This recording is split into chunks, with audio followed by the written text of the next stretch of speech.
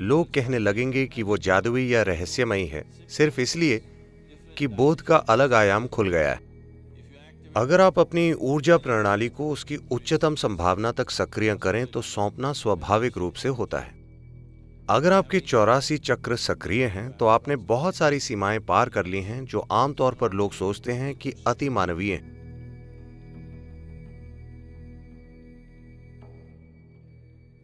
नमस्कार सद्गुरु। मैं जानना चाहती हूँ कि गुरु यौगिक ज्ञान या जानकारी अपने शिष्यों तक कैसे पहुँचाते हैं। वे ट्रांसमिट कैसे करते हैं, ये कैसे किया जाता है, ये काम कैसे करता है। एक बिना तार वाले माइक की तरह। देखिए, बिना तार के आप पहुंचा पा रही हैं। आप में काफी क्षमता है, ये हो रहा है ना? तो तरीका क्या है? देखिए, शरीर में मौजूद 114 चक्रों की बात करें तो चक्र शब्द का अर्थ है पहिया, लेकिन हम जिसकी बात कर रहे हैं वो है शरीर की नाड़ियों या ऊर्जा मार्गों का मिलन बिंदु। ये मार्ग हमेशा त्रिकोण के आकार में मिलते हैं। पहिए का मतलब है गोल। निश्चित रूप से त्रिकोण आकार वाले पहिए ज्यादा जैज़ी दिखेंगे, है ना? क्या वो अच्छे दिखेंगे? वो हमेशा त्रिकोण के आकार में मिलते हैं, लेकिन हम उन्हें चक्र कहते हैं क्योंकि जब हम उन्हें किसी में देखते हैं तो वो गोलाकार ज्यादा दिखते हैं, क्योंकि वो एक विशेष आयाम की ऊर्जा फैलाते हैं। क्योंकि वे फैलाते हैं और हर फैलाव हमेशा गोलाकार में होता है। आप एक झील में त्रिकोण पत्थर फेंकें, फिर भी लहरें गोलाकार होती हैं, है ना? इसी तरह से ये एक त्रिकोण है, पर जब हम इसे देखते हैं तो ये गोल होता है। और एक और चीज है कि ये एक आयाम से दूसरे तक गति दर्शाता है। हम कहते हैं कि ये एक चक्र है क्योंकि ये आपको उस पार ले जाता है। तो प्रणाली में 114 चक्र हैं। मुख्य चक्र, और भी चक्र हैं। मुख्य चक्र जिन पर काम किया जा सकता है वो 114 हैं। इन 114 में से 2 भौतिक शरीर के बाहर होते हैं, 112 शरीर में होते हैं। इन 112 में से 4 के बारे में ज्यादा कुछ नहीं करना होता। यानी अगर आप बाकी के चक्रों पर काम करें तो ये अपने आप जागरूक हो जाएंगे। इन पर काम करने के लिए प्रणाली की जरूरत नहीं है। तो 108 वो चीजें जिन पर असल में काम किया जा सकता है। तो ध्यान के 114 सिस्टम हैं। आदि योगी ने 112 अलग अलग तरीके सिखाए आत्मज्ञान पाने के। तो जब वो 7 ऋषियों, सप्त ऋषियों के साथ बैठे, वो बता रहे थे कि इंसानी मशीन काम कैसे करती है, और इन 114 में से 112 के बारे में उन्होंने बताया। 112 तरीके अपनी परम प्रकृति को पाने के। पार्वती, उनकी पत्नी, जो इस शिक्षण को देख रही थी, वो पहले ही आत्मज्ञान पा चुकी थी, पर अब वो देख रही थी, बस कार्यक्रम में बैठी थी। तो वो इसे देख रही थी और वो बोली कि और ज्यादा क्यों नहीं हो सकते, सिर्फ 112 क्यों हैं, और ज्यादा तरीके होने चाहिए। शिव पूरी तरह से अपने काम पर केंद्रित थे। जब पार्वती ने ये बोला तो उन्होंने बस नकार दिया। वो बोले, और कोई तरीका नहीं है, बस 112 है। वो चिढ़ गईं कि इन 7 लोगों के सामने शिव ने उन्हें इस तरह से नकार दिया। तो वो बोली, और ज्यादा तरीके होने चाहिए, शायद आप नहीं जानते। वो बोले, बस 112 है, ये अशिष्टता है, आप जाइए। तो वो बोली, मैं और तरीके खोजूंगी, और चली गईं। वो पहाड़ों में चली गईं और बहुत प्रचंड तपस्या की, और कई सालों के काम के बाद वो वापस आईं। शिव तब भी योग के अलग अलग आयामों के बारे में बात कर रहे थे। वो आई, और उनकी पत्नी होने के नाते इतने समय के बाद आने पर वो आकर उनके पास बैठ सकती थी, लेकिन वो एक सीढ़ी नीचे बैठी, ये दर्शाने के लिए कि वो असफल हो गई हैं। तो ये उन दोनों के बीच की भाषा है। वो नहीं चाहती कि सप्त ऋषियों को पता चले कि वो असफल हो गई हैं, लेकिन वो उन्हें बताना चाहती हैं कि वो असफल हो गई हैं, तो वो आकर एक सीढ़ी नीचे बैठीं। तो ये कहानी अलग अलग आयामों में जाती है कि उन्होंने खुद को कैसे शामिल किया। उनका इस्तेमाल ऐसे व्यक्ति के रूप में होता है जो संदेह खड़ा करती हैं। शिव इतनी जबरदस्त शक्ति से आगे बढ़ रहे हैं कि ये 7 लोग पूरी तरह से विस्मित हैं। तो वो वहाँ एक ऐसी इंसान है जो शिक्षा पाने के लिए प्रतिबद्ध नहीं है, जो संदेह उठाता रहता है। क्योंकि जब कल किसी और को ये सिखाया जाएगा तो हर कोई शायद उतना प्रतिबद्ध, उतना केंद्रीय, उतना ग्रहणशील ना हो जितना कि ये 7 लोग थे। तो स्वाभाविक रूप से उनमें संदेह उठेंगे। तो वो ये संदेह उठाने लगी जो आमतौर पर लोग उठाते हैं। तो ये 108 वो चीज़ें हैं जिसके साथ आप काम कर सकते हैं। बाकी के 4 बस खिल उठते हैं, वो बोनस हैं। अगर आप 108 के साथ अच्छे से काम करते हैं तो बाकी के 4 खुद हो जाएंगे। ये इनाम की तरह हैं। बाकी के 2 वैसे भी हो जाएंगे। अगर ये 112 हो जाएंगे तो बाकी के 2 खुद ही खिल जाएंगे। ये शरीर के भौतिक ढांचे के भीतर नहीं है। तो ये 108 वो संख्या है जिसने इस प्रणाली में इसीलिए अभिव्यक्ति पाई है क्योंकि 108 एक महत्वपूर्ण प्रक्रिया है या एक महत्वपूर्ण संख्या है सौर्य मंडल की रचना में।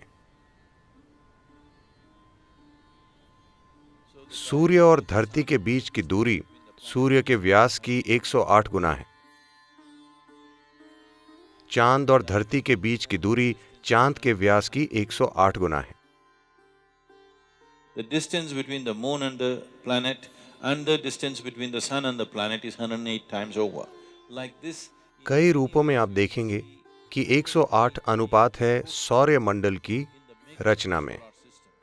यही वजह है, वरना शायद हमारे अंदर 160 होते। मान लीजिए अगर हम मंगल पर पैदा हुए होते, शायद हमारे अंदर 160 होते या जो भी। आपको पुरुषों को जांचना चाहिए। हठ योग की महत्वपूर्ण चीज है लगातार ये स्वीकार करना कि इस शरीर ने ये रूप लिया है और ये शरीर इस तरह की अभिव्यक्ति बना है। इसका मुख्य कारण है कि कुम्हार की चाक इस तरह है क्योंकि सौर्य मंडल ऐसा है, इसीलिए ये अभिव्यक्ति है। तो आदि योगी ने बहुत स्पष्ट कहा है कि अगर इंसानी शरीर को और विकसित होना है तो कुछ बड़े या प्रचंड बदलाव होने होंगे सौर्य मंडल की बनावट में। सिर्फ तब इंसानी शरीर का ढांचा बदलेगा क्योंकि ये पूरा विकसित हो गया है भौतिक ढांचे के स्तर पर। तो सौंपने की प्रक्रिया आसानी से हो सकती है अगर ये पूरा खुल गया हो। अगर सभी 112 सक्रिय हों तो ट्रांसमिशन आसान होता है। आप चाहते हैं कि कहीं कुछ हो, आपको वहां जाना नहीं पड़ता, आप यहां बैठकर वो कर सकते हैं। एक सामान्य जीवन जीने के लिए, एक पूरा भौतिक जीवन जीने के लिए आपको सिर्फ 21 चक्रों की जरूरत होती है। आपके शरीर के 21 चक्र अच्छे से काम कर रहे हों तो कोई नहीं सोचेगा कि आप में कोई कमी है। आप एक पूरे इंसान होंगे। बाकी की चीजें किस बारे में है? बाकी की चीजें अगर खुल जाएं तो ये बोध के कई स्तर खोल देती है। वो बोध के ऐसे आयाम खोल देती है कि अचानक लोग कहेंगे कि ये जादुई है या रहस्यमयी है, सिर्फ इसलिए कि बोध का अलग आयाम खुल गया है। तो सिर्फ 21 की जरूरत है एक पूरा जीवन जीने के लिए। बाकी सिर्फ बोध के ऊंचे आयामों के बारे में है कि आप बस इंसान नहीं हैं। दूसरे लोगों की समझ में आप बिल्कुल इंसान हैं। ये इंसानी सिस्टम है। Because most human beings do not, the majority does not flower. क्योंकि ज्यादातर लोग नहीं खिलते। देखिए फिलहाल तमिलनाडु के नारियल पेड़, मुझे लगता है हमारे पेड़ों में 90 नारियल हर साल मिलते हैं प्रति पेड़। तमिलनाडु का एक बेहतर तरीके से व्यवस्थित खेत 120 से 125 नारियल देता है। केरल में यही नारियल का पेड़ 45 से 50 नारियल देता है। यही नारियल का पेड़ कर्नाटक और पश्चिम बंगाल में 240 से 250 नारियल देता है। खेती का फर्क है। तमिल किसान काली कपास की जमीन में नारियल उगाने की कोशिश कर रहे हैं और सोच रहे हैं कि ये सबसे उपजाऊ जमीन है। काली कपास की जमीन चावल, कपास और बाकी चीजों के लिए बहुत उपजाऊ है, ना कि नारियल के लिए। नारियल वहां उगाया जाना चाहिए जहां कुछ हद तक मिट्टी में थोड़े छोटे पत्थर हों। यहां अगर आप देखें तो ये मिट्टी टूथपेस्ट जैसी है। जब आप इस जमीन की सिंचाई करते हैं तो स्थिति बहुत अच्छी होती है। एकदम से नारियल का पेड़ जीवन को महसूस करता है और अपनी जड़ें फैला देता है। जब ये सूखता है तो काली कपास की जमीन इतनी जबरदस्त तरीके से सिकुड़ती है, आप देखेंगे दरारें आ जाती हैं, तो ये सभी जड़ों को दबा देता है। जड़ों के सिरे कुचले जाते हैं और ये बढ़ नहीं पाता। Every time it puts out, when it dries, it gets hurt. हर बार ये जड़ों को बढ़ाता है और मिट्टी सूखने पर इसे पीड़ा पहुंचती है। इसके लिए कुछ पथरीली जमीन की जरूरत है। आप यह आजमा सकते हैं। आप पत्थर का एक छोटा सा टुकड़ा अंदर रखें, जमीन के 2 फीट नीचे, उसे पानी दें। 15 दिन बाद उसे खोलें, सब कुछ सूख जाएगा। सिर्फ पत्थर के ठीक नीचे थोड़ी सी नमी होगी। तो हमेशा नारियल का पेड़ अपनी जड़ों के सिरे पत्थरों के नीचे रखता है, क्योंकि उसे पता है कि वहां हमेशा गीलापन होता है, हमेशा नमी होती है और वो सुरक्षित रहेगा, कुचला नहीं जाएगा। इंसान के साथ भी ऐसा ही है। इंसान अपनी पूरी क्षमता में तब तक नहीं खिलेगा जब तक कि आप उसके लिए सही वातावरण नहीं बनाएं, भीतरी और बाहरी, पर सौभाग्य से मुख्य रूप से भीतरी। क्योंकि हम हिलते डुलते हैं, हम पेड़ों जैसे नहीं हैं। हम एक ही जगह खड़े होकर हमेशा एक ही वातावरण में नहीं रह सकते। लेकिन ऐसे लोग हैं जो ये करते हैं। भारत में ये संस्कृति है, इसे क्षेत्र संन्यास कहते हैं। क्षेत्र संन्यास मतलब हम एक दायरा तय कर देते हैं। मान लीजिए यहाँ हम ध्यान लिंग को केंद्र बनाकर एक दायरा तय करते हैं। हम कहेंगे यहाँ तक ऊर्जा बहुत ज्यादा है, तो वो जो हर समय उसी में सराबोर रहना चाहते हैं, वो एक संकल्प लेंगे कि वो इस दायरे से बाहर कभी नहीं जाएंगे। इस घेरे को वो कभी छोड़कर नहीं जाएंगे, वो हमेशा बस उसी में रहेंगे। ये एक सरल बुद्धिमानी है। एक नारियल पेड़ की तरह अगर वो पहाड़ पर चढ़ना चाहे, वो यहाँ काफी अच्छा उगता है, लेकिन अगर आप उसे पहाड़ पर लगाएं तो एक दिन में वो खत्म होने लगेगा। हवाएं, क्या आप पहाड़ पर गए हैं?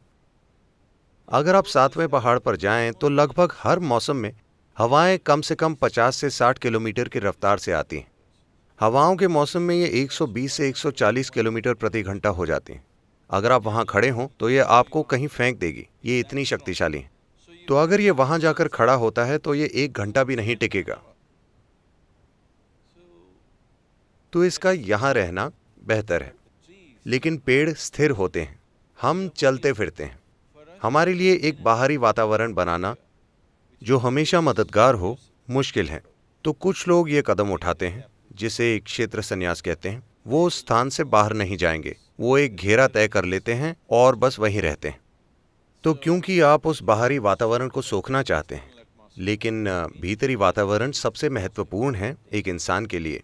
यानी वो अपनी भीतरी जगह कैसे रखता है, मतलब वो अपने आसपास एक कवच बनाता है। आप एक घेरा बनाते हैं अपने आसपास, एक सुरक्षा घेरा, ताकि आप जहां भी जाएं, जहां तक आपका सवाल है, आप हमेशा उसी वातावरण में होते हैं। ये ऐसा है कि आप एक हवाई जहाज में जाते हैं, वो 35,000 फीट ऊपर जाता है। निश्चित रूप से आपका शरीर वहां जिंदा नहीं रहेगा, पर वहां आप एक घेरे में हैं, एक दबाव से भरपूर कमरे में, इसीलिए आप ठीक रहते हैं। सबमरीन के साथ भी यही है। आप सागर में उस दबाव को नहीं ले सकते, लेकिन आप सुरक्षित हैं, इसीलिए आप ठीक रहते हैं। तो इसी तरह आप अपने आसपास ऊर्जा का घेरा बनाते हैं कि आप जहां भी जाएं, आप उसका हिस्सा नहीं बनते। आप अपने ही घेरे में होते हैं जिसके साथ आप चलते हैं। आप अपना कक्ष साथ लेकर चलते हैं। आप किसी की जगह में नहीं घुसते, आप अपनी छोटी सी जगह साथ लेकर चलते हैं जहां भी आप जाते हैं, वरना आप खुद पर सीमाएं डाल देते हैं। लेकिन महत्वपूर्ण चीज ये है कि सभी चक्रों के सक्रिय होने का मतलब है आप आसानी से जो चाहें किसी को सौंप सकते हैं। समस्या हमेशा ग्रहणशीलता की होती है। मैं ये कहता रहा हूं, मैंने ध्यानमयता में ऐसे लोगों को दीक्षा ज्यादा दी है जिन्हें मैं कभी नहीं मिला या देखा। उन लोगों की तुलना में जिनके साथ मैं बैठता हूं और कार्यक्रम संचालित करता हूं। हमने कार्यक्रम ज़्यादा से ज़्यादा कुछ करोड़ लोगों के लिए संचालित किए हैं, लेकिन हमने उससे कहीं ज़्यादा लोगों को दीक्षित किया है। वो ध्यानमय हैं, पर कई मूर्खों को ये नहीं पता कि वो ध्यान कर सकते हैं। जब वो बैठते हैं, ध्यान के लिए नहीं, उन्हें ये भी नहीं पता कि उन्हें ध्यान करना चाहिए। अगर वो कहीं बैठते हैं तो उनका हर चीज़ का अनुभव दूसरों से कहीं बेहतर होता है।